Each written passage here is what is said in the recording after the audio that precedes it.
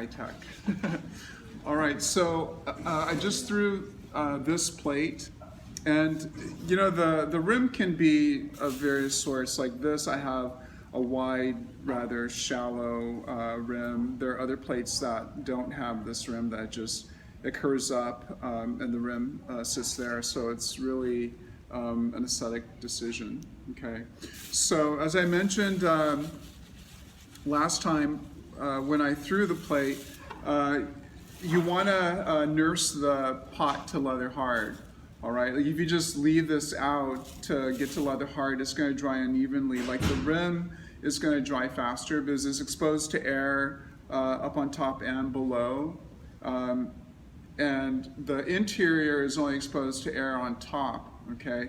So what will happen, does anyone remember what I said or what we discussed would happen if I just let it get to leather hard without taking any precautions? Yeah, the rim will shrink faster than the interior, so the rim will want to bow upward.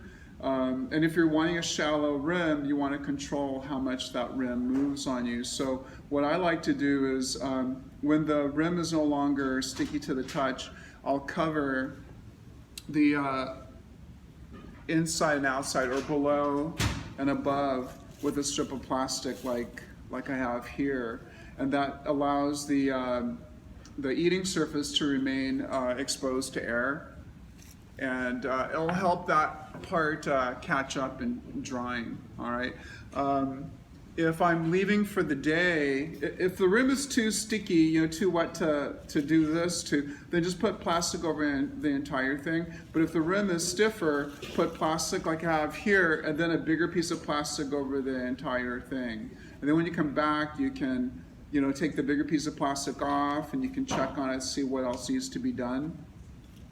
Once this area is further, well, it might just be a little bit sticky, just barely. That would be the time when you can flip the pot over.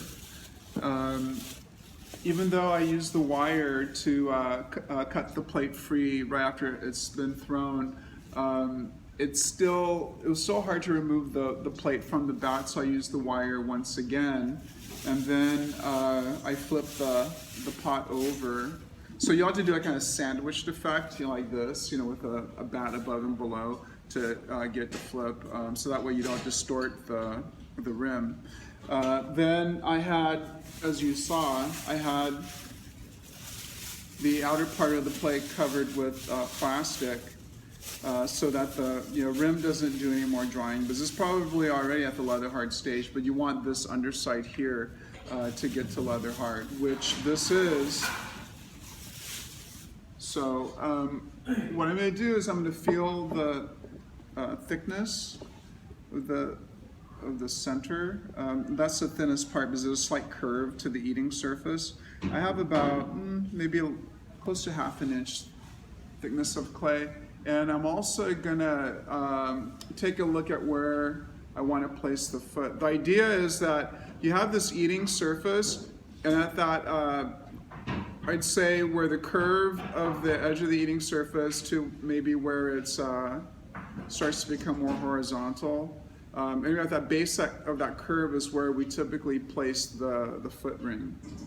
All right, so there's a plate that mysteriously was trimmed for me. I wonder if it's still around now. I guess I put it on the Biscart, but anyway, it had already been trimmed, and so I was going to use it to illustrate the point. But once this plate is trimmed, I'll be able to use it as an example to show you. Oh, forgot. So I want to take note of where that foot is going to be placed. So I'd like to make a fingernail mark. It just seems to work better for me to map out the work that I'm about to do. Takes some of the guesswork out of it. Okay. Then you want to center. You don't center based on this edge because it may have been distorted from using the wire. So center the part that'll be the foot, but maybe a little bit lower than the top edge.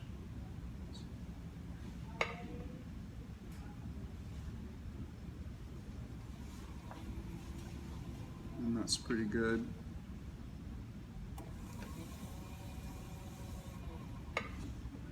This bat isn't, this bat isn't flat. Oh, it is warped. Oh, there's clay. Oh, this is great for the video. All the, like, you don't want this to happen. But I noticed a wobble in the bat. One side was higher than the other. So you want to take care of these little issues. These little could contribute to problems. Okay, so it's warped. Let's flip it over.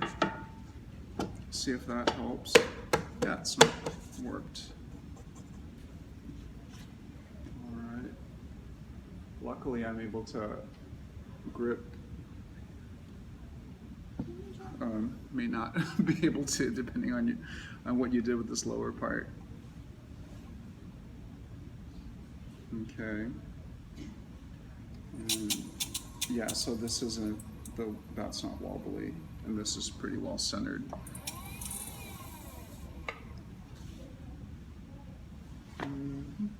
Well, this is wide enough that I don't think I'll need to use wads of clay. Because the wad of clay I have is there, it's propping up the phone, so we'll leave it. I think we're good. We're good.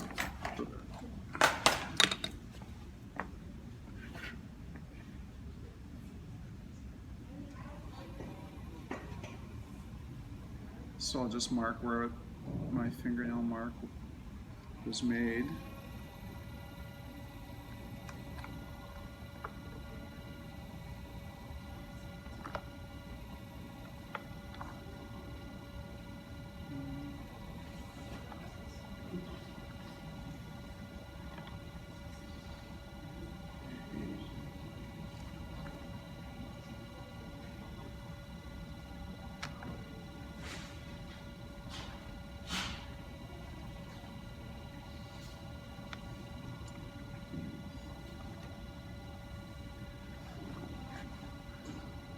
And this is pretty level, so I don't have to trim any of that away. And I said I have about maybe ½ an inch thickness there, so I can take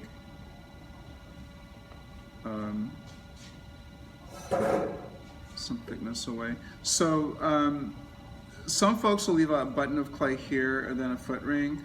I've seen other plates where there's a foot ring here and then one that's closer to the center. So those are some options.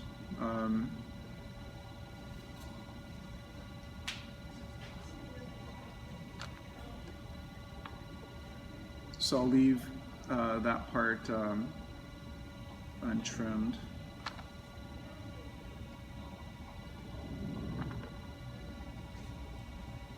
Do you guys remember how wide an expanse you can have without having a second foot? 4 inches. So for smaller plates like luncheon plates, you probably get away with not having a second foot or a foot and a button. Not sure if there's a proper term for that. And it can be wider too, like the one that the person had done was about like 1 inch across.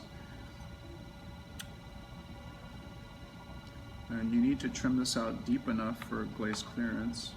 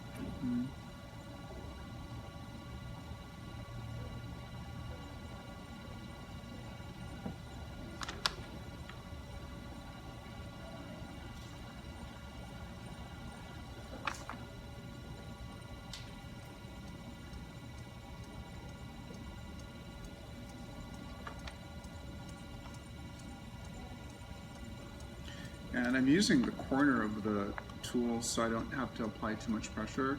If you use a broader surface, you have to apply more pressure and it'll cause the plate to sag or slump on you. And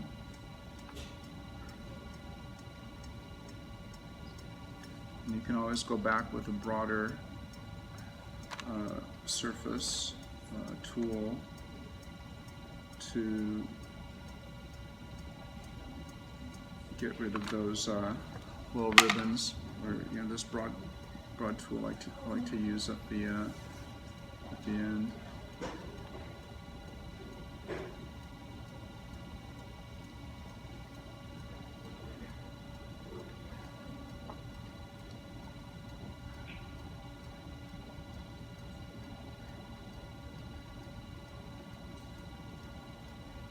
It's sagging a little bit here.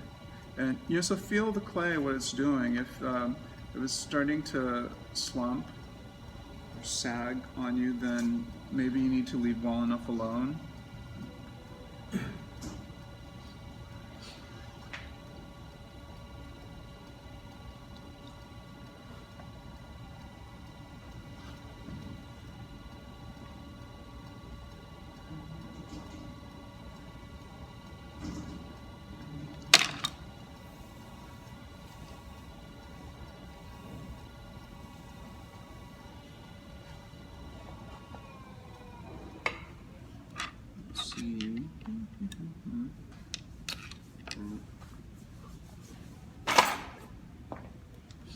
Make sure you put your name on your pots.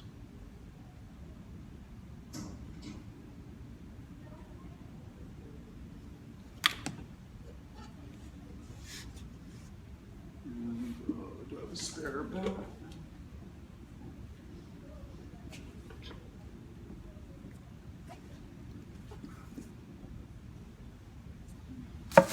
And so if it's shifted a little bit, I can press this part down, or you can get this centered on the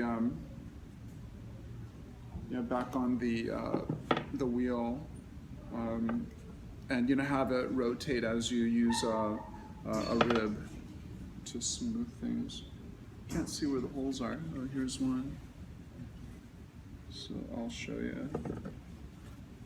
I'm able to.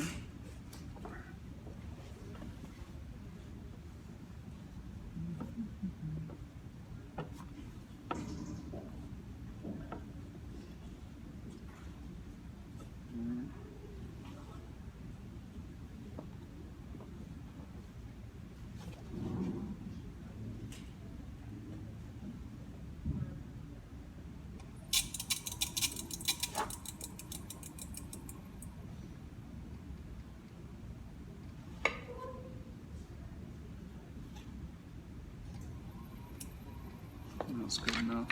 So I can, if I did get some sagging or some slumping from trimming, I can do this to get back to the contour, the original contour that I had. All right, so that's a trimmed plate, and you'll see. I'm going to show for the video. So the base of the curve, where it kind of swoops up, the base of it's about there, and that's where I have my my foot. Okay, and structurally, it's going to make this curve a lot more sound if you place the foot there.